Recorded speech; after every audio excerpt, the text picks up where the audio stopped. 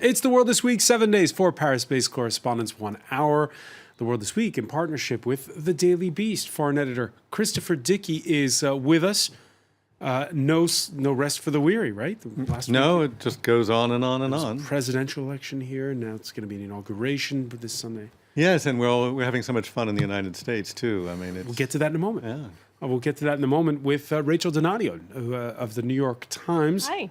Thanks for being with us again. Thanks for having me. Thanks as well to Franco-Syrian photojournalist Amr Abed Rabo. His latest book on Aleppo is out.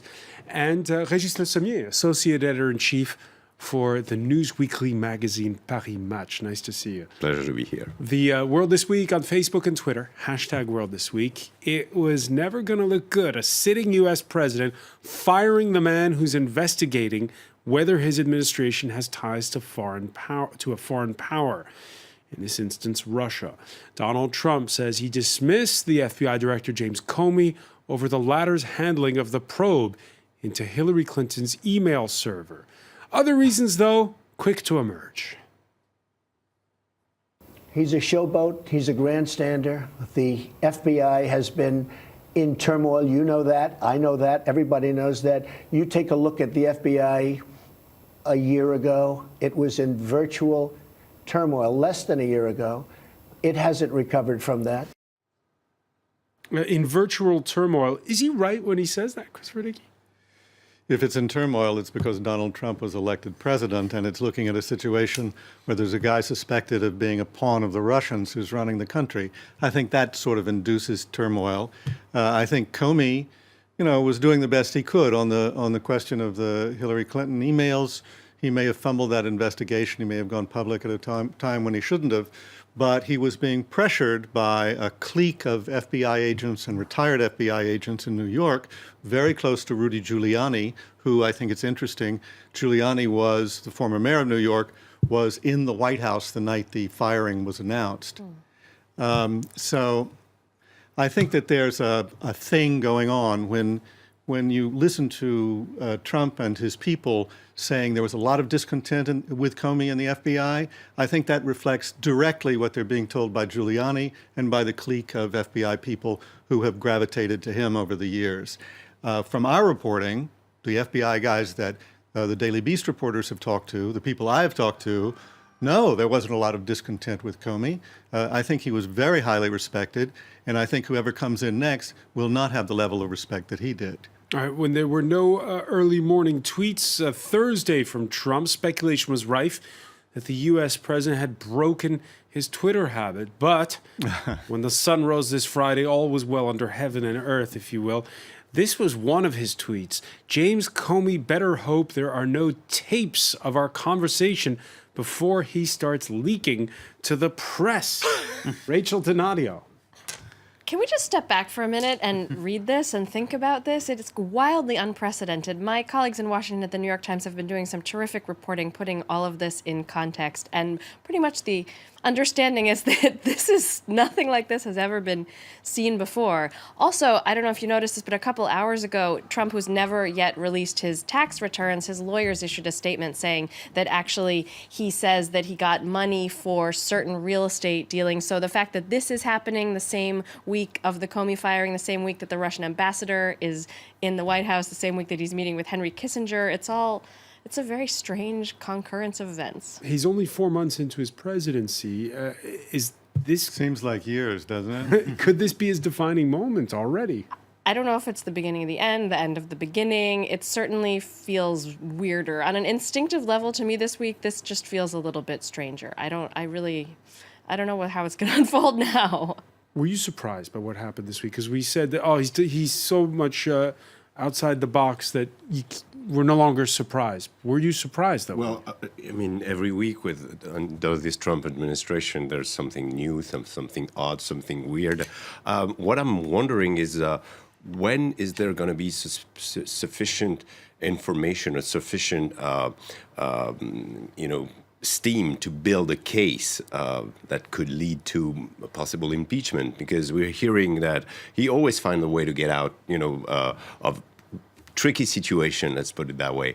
And about Comey, you could argue also that the guy was accused of, having botched the election, with coming, against Hillary Clinton, or, talking about right before the election and having weighed on the election. And now he's, I'm a bit surprised that this director of the FBI is all of a sudden seen as a victim of Trump, or so it's something that I think let's look when is somebody's going to be able to there's going to be a special prosecution or something like that. But as of now, I don't see anything coming up. Certainly what the Democrats have been calling for, a special a prosecutor to look into all of it. It's interesting as well, the use of the word, this expression there, no tapes of our conversations. Of course, that harks back To Watergate. to Richard Nixon, who did tape people in the Oval Office. Yeah, I mean, I talk Why- to a lot of Trump haters who think there's going to be impeachment about this, that this can lead to the downfall of Trump. And I think actually it's worth remembering that for all the hearings, all the newspaper articles, all the Woodward and Bernstein and New York Times articles, all that came out in 73 and 74 about Richard Nixon, it wasn't until it was discovered that he had taped those conversations in the Oval Office, and he was caught on tape with this very, very damaging statements. That was when he decided So to why does resign. Trump bring that up in a tweet? Why Well, does he, I think why does for he an- talk about tapes in a Because he's nuts, that's why. I mean, let's just say it. I mean, these tweets are insane. Maybe the president's not insane, but the tweets are genuinely nuts. And he's worried now. I think he feels he feels himself being backed against the wall. The irony is, I think that he's probably not under direct investigation himself. I don't think that the FBI was investigating him. I think the FBI very clearly is investigating a handful of people in the campaign who had business ties to Russia: Paul Manafort, Carter Page, these guys. I think that's looking very closely at them. And I think they may have colluded with the Russians, but that's not Trump. So even if they nail those guys, it's going to be very hard to get Trump. Yeah, Comey's firing sparking comparisons with Richard Nixon's 1973 so-called Saturday Night Massacre, the firing of the special prosecutor into the Watergate inquiry, and the axing of Nixon's own Attorney General and Deputy Attorney General for refusing to carry out that first order. Call it a coincidence, but Nixon's national security advisor at the time, Henry Kissinger, happened to be at the White House Wednesday, hours after Comey's firing. The 90-year-old Kissinger, back at the time, sharing the front page. Back at the time, this is the front page of the New York Times, for Rachel Donadio's paper, the day after that Saturday Night Massacre. And Henry Kissinger is already on it, meeting with Brezhnev about Middle East peace. Amar Abed Rabo, your reaction to that? Yeah, it didn't change a lot, still, but I always wonder. I mean, you asked Regis if he was surprised. We're still always surprised. I mean, you think you've seen it all, but you're still always surprised. He's been against the press. He's been against the judges. Now he's against FBI. So it's. And he was against Where- the CIA before the CIA, that. where does it stop? What's next? I'm always wondering what is next. Against the GOP, against Earlier in the week, there was a definite sense that the trail, when it comes to these Russia ties, that, as Christopher Dickey was saying, don't directly concern the president, but a lot of people around him, that trail was getting warmer. The acting attorney general, who Trump fired early in his presidency, telling a Senate panel that Trump's national security advisor, Michael Flynn's dealings with Russia, had indeed set off alarm bells. We believed that General Flynn was compromised with respect to the Russians. This was a problem because not only did we believe that the Russians knew this, but that they likely had proof of this information. And that created a compromise situation, a situation where the national security advisor essentially could be blackmailed by the Russians. Where's this going to go, Rachel Donadio? I don't know. I really don't know. I mean, it's hard to imagine how it stops there. I mean, what Yates just said is so damning that I would imagine there would be concrete consequences. With respect, I think we've heard about Flynn for like month and month. I'd like to know what's behind that. Just what she said. I mean, he's connected to the Russian. What did he exactly say or give them? Or is he a spy in the administration? Was he, possible of blackmail? But what kind of blackmail is it? I mean, we come close to knowing something every time, but in the end, it falls short. Well, it isn't the end, though.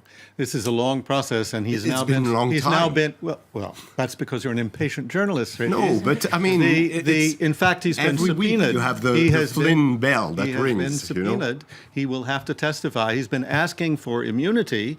He's been asking for immunity if he would testify in front of Congress, because he knows that then it would be almost impossible to prosecute him. They're trying to set up a situation where they subpoena him, they make him testify. If he refuses to testify, takes the Fifth Amendment, then we're really going to see an exciting turn of events. We've seen this before in the Watergate hearings and hearings over the years, as long as I've been alive. This is the kind of process they go through, and it takes forever. You forget.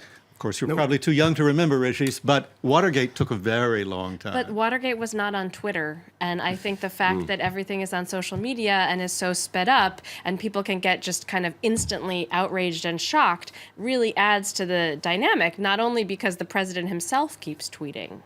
Especially if you have bots that are revving up the Twitter sphere.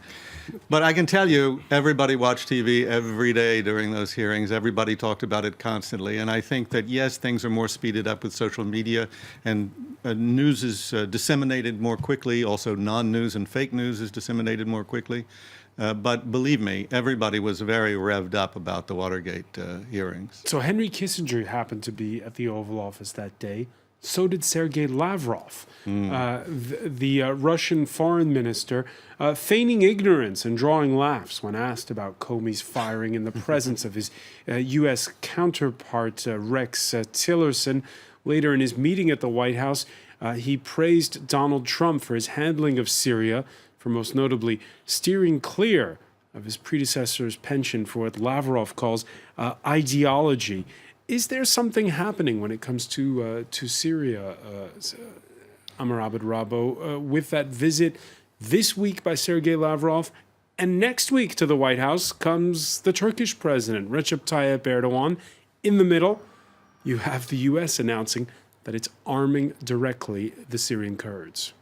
They are. I'm surprised how Lavrov thinks it's a very good handling. For the moment, we have not a real idea of the handling itself. I mean, there have been, of course, the bombing or the raid, the shelling of a military airport last month. But then there's nothing, apart from arming the Kurds. The Tomahawk missiles at the U.S. Yeah, the fired. Tomahawk missile. But then what's happening? What's going on? Where are we going? I have echoes from Washington saying that people want to all the areas that will be freed from Daesh should not go back to Assad control.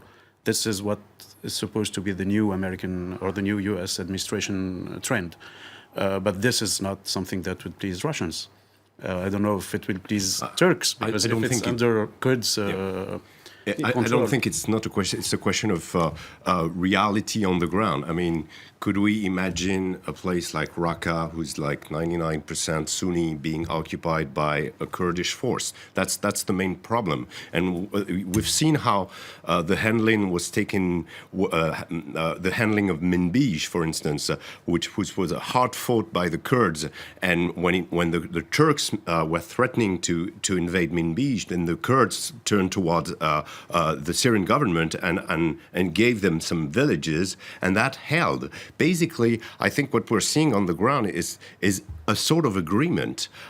We could have thought that there were going to be a rush towards Raqqa, that Raqqa could have been like the Berlin of the Islamic State, with the Russian and the Americans rushing towards to conquer it first. But I don't think it's going to happen that way. I think what you've seen on the ground is that there's a sort of cessation of hostility between the rebels and the Syrian army at the time, which gives the Syrian army potential to actually push east, and they're actually pushing east in Homs governorate, and they're going to try to go towards Deir ez-Zor, and the Kurds are going to go try to take Raqqa. But it seems that on the ground, there's not going to be a Cold War or anything.